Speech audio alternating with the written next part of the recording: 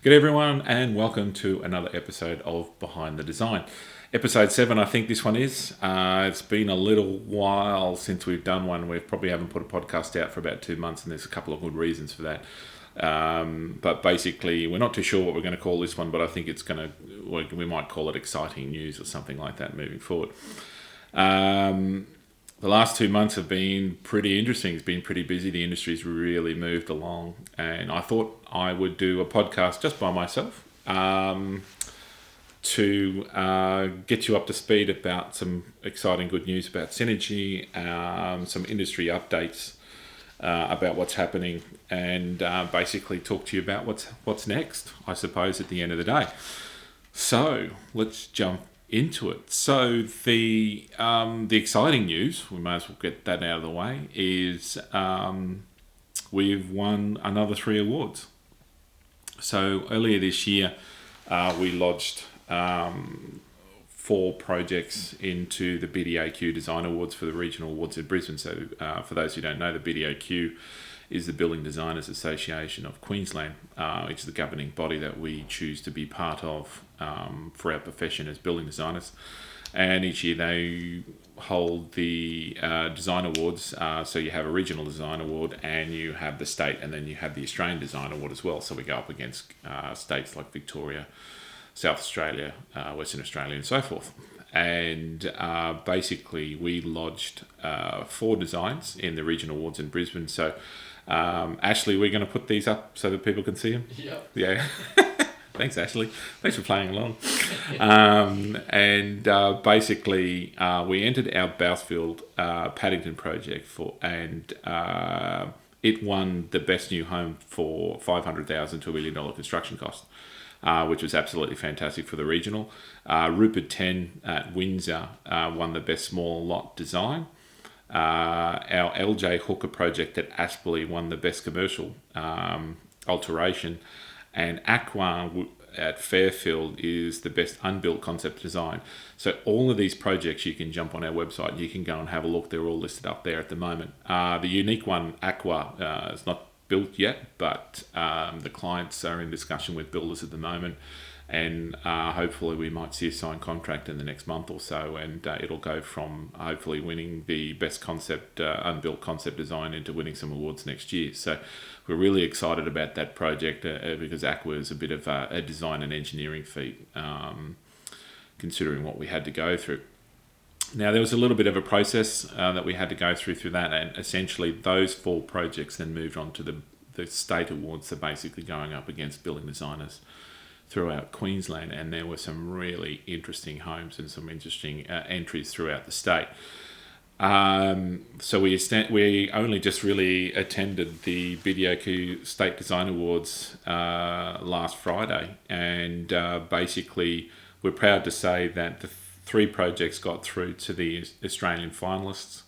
So Rupert 10 at Windsor there again for the best small lot design, LJ Hooker Aspley project for the best commercial alteration, and Aqua again for the unbuilt concept has gone through.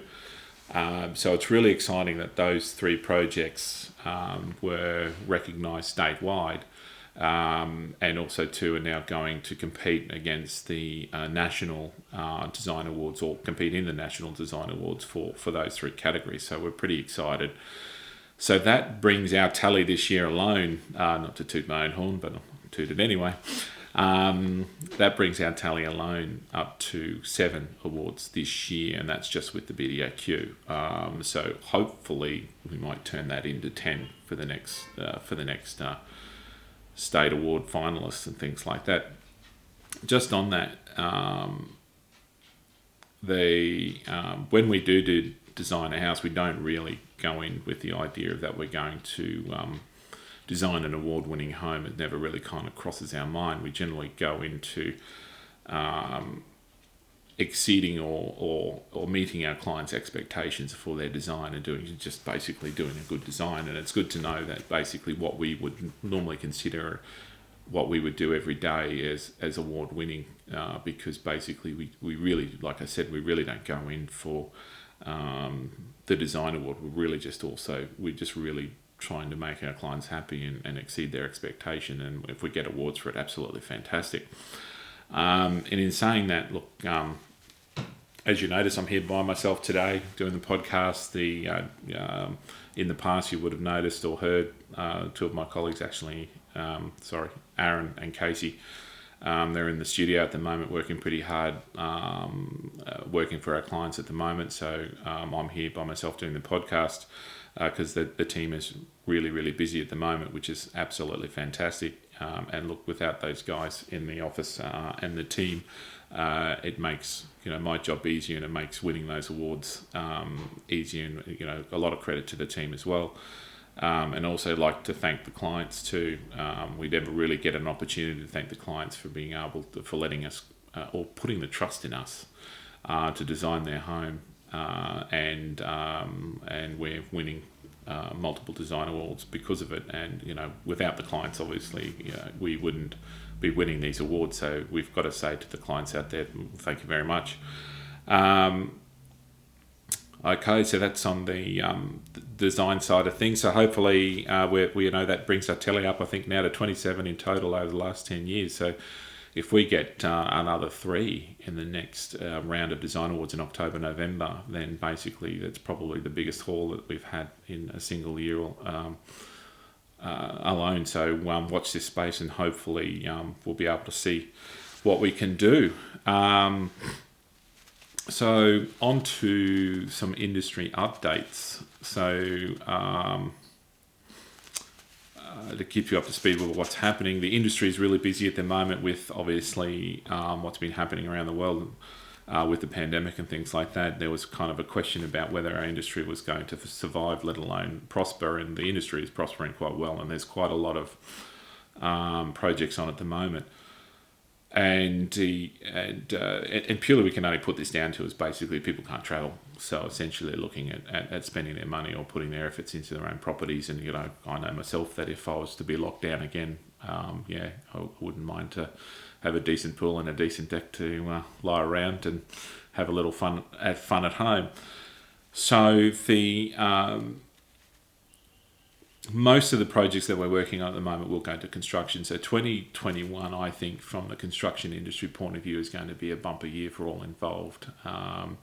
And the signs of the industry moving forward and moving along quite nicely, I think, the signs are there to say that 2021 is going to be a good year, as long as the government makes smart moves and make smart decisions about how they're stimulating the economy and keeping everybody in work.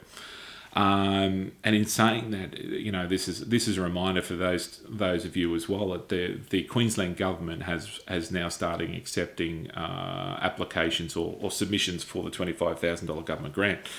So everybody would remember, unless you're under a rock, everyone would remember the federal government coming out some months ago during the COVID situation that the $25,000 home builders grant and which is to be policed or to be governed by state governments is now open. And for those who are looking at doing that, or if you're a couple, you can earn up to $25,000. You can earn up to $200,000 a year as a couple, and singles up to $25,000 a year to qualify for the grant. There are a couple of other things that you need to remember with this as well, is that with new homes, if you're looking at building a new home, the total property, so the land value and the final project value, can't exceed $750,000 in value. That's for new homes. And renovations and additions, project value has to be, the actual construction project value has to be $150,000 to $750,000 Ks, with no more than $1.5 million worth of total value in your property. So renovations and additions pretty much where it's at in terms of the 150 to 750,000 allowable limits and $1.5 million worth of total value. So I think it's absolutely fantastic. And if you're a couple that's making less than $200,000 a year, then you can apply for your $25,000. The way that it works, before I do that, you have to make sure that you lodge your submission before the 30th of December this year in 2020. And basically you must start, the contract start date must be within 3 months of that start date. So you've got up until late March before you have to start the project. The way that works though is some people are a little bit unclear on this, is that essentially you have to commit to a design, you have to commit through the process and get to the position where you get to a contract with a builder. And once you sign that contract with a builder, you then submit all that information then to the Treasury of Queensland, and then they assess your application, and then I don't know what happens after that, but I assume that you will get $25,000 deposited in your bank account. But if you want to look for more information, the Queensland government and the Treasury, the Federal Treasury government has some fact sheets on their website, and I think actually we're going to put that Treasury link down through the bottom there.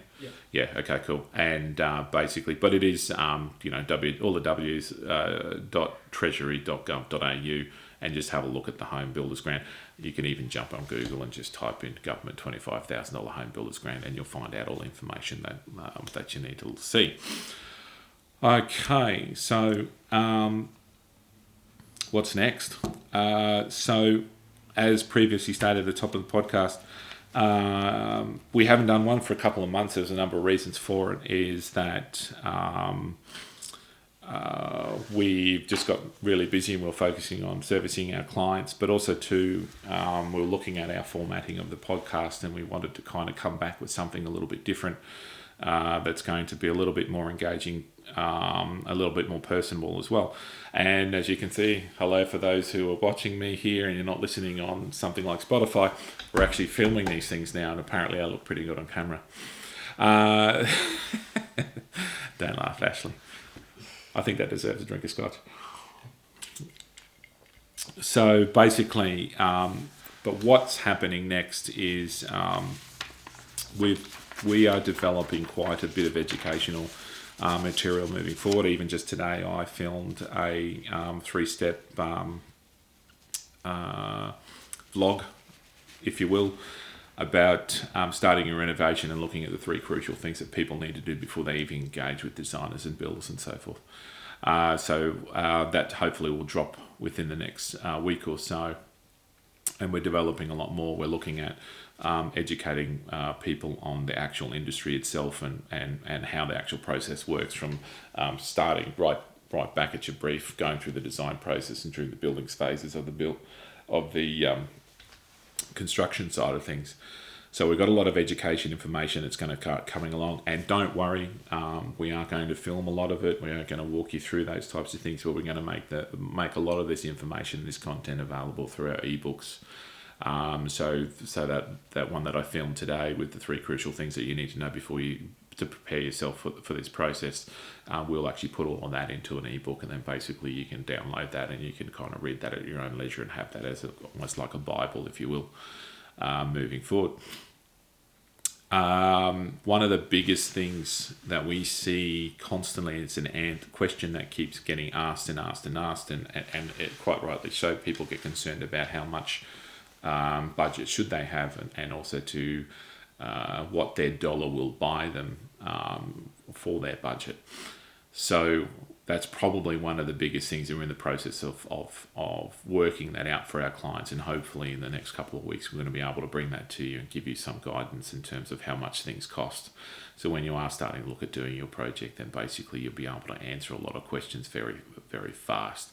But it's one of the biggest questions, and I know for a fact that a lot of designers, a lot of builders, and anyone in the industry is very reluctant to answer those types of questions, and quite rightly so too, is because they don't know who you are, they don't know what you want just yet, and sometimes you have to just draw some plans before you get to that point. But it'd be nice if there was a little bit of a guide put together in terms of how much square metre rates are and for different projects and so forth. Anyway, so Coming up soon, there's going to be some really interesting videos and some exciting content that we're doing forward. We're getting back to doing our regularly podcasts, so we will be starting to get visitors and guests. The boys will be back in on the occasion as well, so it won't just be me having a chat into the microphone. But basically, keep a lookout, keep an eye out. We'll be keeping our socials updated on when we drop a new one. And basically, the usual thing, if you like what we're saying, if you like what we hear, like and subscribe, on all the different formats, whether it's YouTube or Spotify or Instagram or Facebook. Check us out. Visit the website. Everything's going to be there, or there's going to be links provided for what you're going to do. And look, thank you very much for listening in today, and we'll see you at the next episode.